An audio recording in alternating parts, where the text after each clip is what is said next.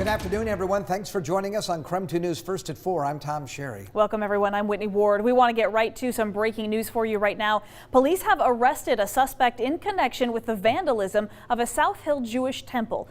44-year-old Raymond Bryan was arrested this morning in connection to the February 8th vandalism at Temple Beth Shalom. Our Regina On is in the newsroom tonight to break down exactly what we know and how police found their suspect. Regina? Yeah, Whitney, Tom, police arrested Bryan after detectives executed a search warrant in his home in Airway Heights. He's being charged with malicious mischief, second, and malicious harassment, both felonies for spray painting swastikas on the synagogue and Holocaust memorial now over a week ago. Police say Bryan claimed responsibility for distributing anti-Semitic flyers at the front door of a local TV station and in the neighborhood of Temple Beth Shalom days after the vandalism.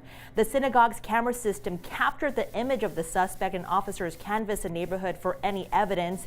When I spoke with Rabbi Tamar Molino of Temple Beth Shalom when it happened, she told me there needed to be more done in the community. Now, Spokane Police Chief Craig Meidel said this in response to the hateful act. This action is reprehensible. There is no place for hate mongering in our community. SPD takes this crime very seriously and is committed to doing everything possible to arrest the person or persons responsible. Will always stand with those who are the target of hate and bigotry. Now, police tell me this is an ongoing investigation. I'll be speaking with Rabbi Molino later this afternoon, so be sure to watch tonight at 5 and 6. Live in the newsroom tonight, Regina On, KREM 2 News. All right, Regina, thank you for the update tonight. Also, severe weather all across the country has now led to delays in COVID vaccine shipments, and that includes shipments right here to Spokane County. Those delays also affecting appointments at the Spokane Arena mass vaccination site. Ian Smay of our KREM 2 vaccine team is in the newsroom now with the latest. Ian? Yeah, Whitney, severe weather both here and across the country has led to about 90% of the state's weekly COVID-19 vaccine allotment being delayed. But state health officials hope more shipments will be delivered in the coming days. Due to the delays, the mass vaccination site in the Tri-Cities is closed through the weekend. However, the clinic here at the Spokane Arena is still open, and local health officials said in a press conference earlier that vaccinations still happen today. But here's what you need to know about the delays for the appointments at the arena vaccination site. All appointments that were originally scheduled for tomorrow or Saturday are now being rescheduled. People who had those appointments should expect an email or text today with a new date and time window for their vaccine. Those who had appointments Sunday or next Monday will receive phone calls from the Department of Health to reschedule later in the week.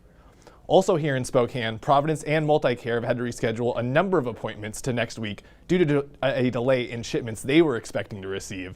Local health officials also said those calling to reschedule an appointment should only be asking for your date of birth to verify your identity. Whitney, Tom. Thank you, Ian. A new website is helping thousands of people in Washington find COVID-19 vaccine appointments throughout the state. The site covidwa.com was built by volunteers. It puts together nearly all of the state's available vaccine appointments in a single, easy-to-use website.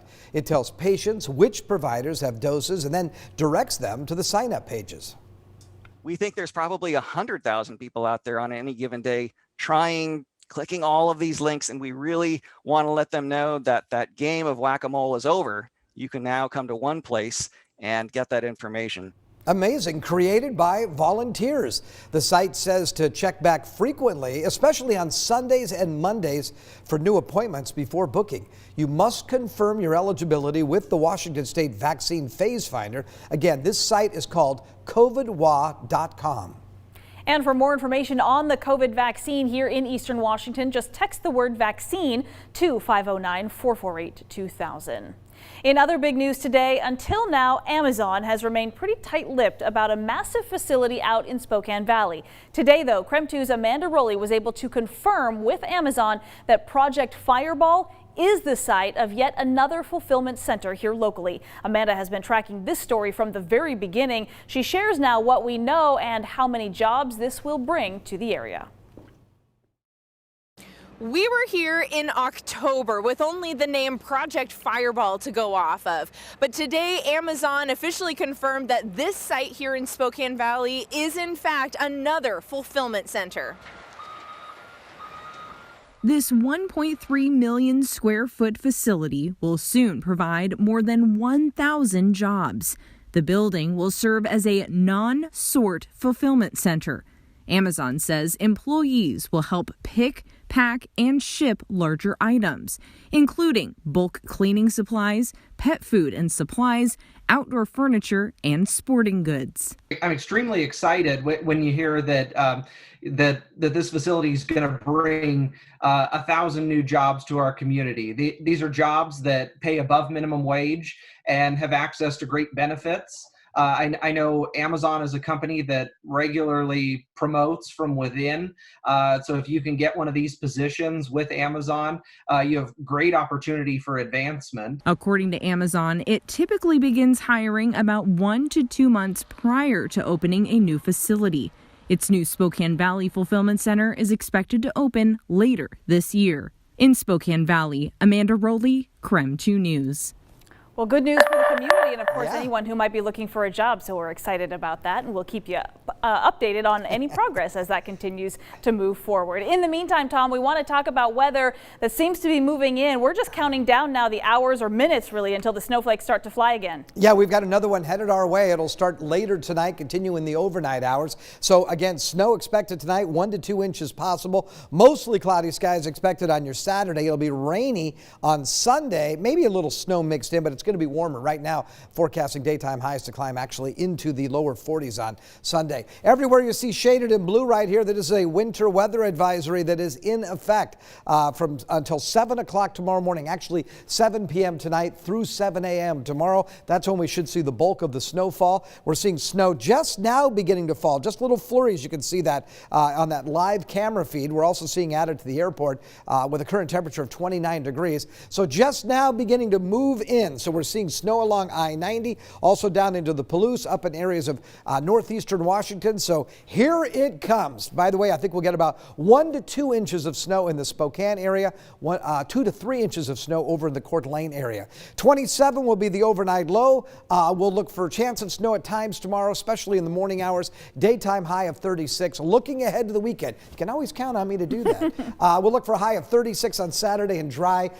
Mostly rain, I think, on Sunday if it precipitates in the afternoon as we shoot for a daytime high of 42 degrees. Check that 7-day forecast for you coming up in a few minutes. Hey, anyone who says they're not looking forward to the weekend, I think is kind of fibbing just a little bit. Or they have to work on the weekend. There you go. That's a good point. Absolutely. Tom, thanks very much. All right, it's a big night for basketball. St. Mary's is in town to take on the Zags tonight, but the team this evening is that they have to get back to their loved ones, and they're going to have them back in the stands. Brenna Green is joining us now from outside of the kennel as the building is preparing to have a little life inside. A big deal tonight, Brenna. Yeah, Whitney, the families I've spoken to say expect them to bring the noise in ways they just normally don't. They are fired up tonight. There will be about 200 people in the kennel this evening, with about 100 of those spots already taken up due to media, game staff, and of course the players. GU elected to bring families back into the kennel, and just families for the time being. For Anton Watson's family, this is a really big deal. They haven't gone to any of his games this season when they're normally used to just being able to drive down the road and watch since they live in Spokane. They said that this transition to this year has been a little difficult for them. It's been tough, you know. We always get together and watch the games together, and you know, we try to support the team and support Anton the best we can. It's hard to do it from home because we're so used to the atmosphere down in the kennel down now. But they've been doing pretty good without us. So. And some breaking news actually just into my phone. Gonzaga has officially scheduled LMU in Santa Clara at home for next week, which means these parents get 2 more games in order to watch their guys play in the kennel, which is very, very cool. Tonight at 5, we will have more from Anton Watson's family and Dominic Harris's dad. I can tell you one family did not make the trip this week. That family is the Timmies. They are stuck in Texas due to the storm down there. Reporting outside the Kettle, I'm Brenna Green, KREM 2 Sports. Well, we're certainly hoping that they are able to manage down there in Texas, and a lot of people will be watching and able to report the details back to the Timmy family. Brenna, thank you so much. Well, in other sports news, the Spokane Indians announced their 2021 baseball schedule today. The Indians are scheduled to open the season at home on Tuesday, May 4th against the Eugene Emeralds. The team will play 120 games, 60 of them here at Avista Stadium. Now, according to the Indians, there are no playoffs for this season across all of minor league baseball. The Indians are now a Rockies High A affiliate, by the way. You remember when that happened? The announcement was made last week. This is the first time the club has been affiliated with the Rockies.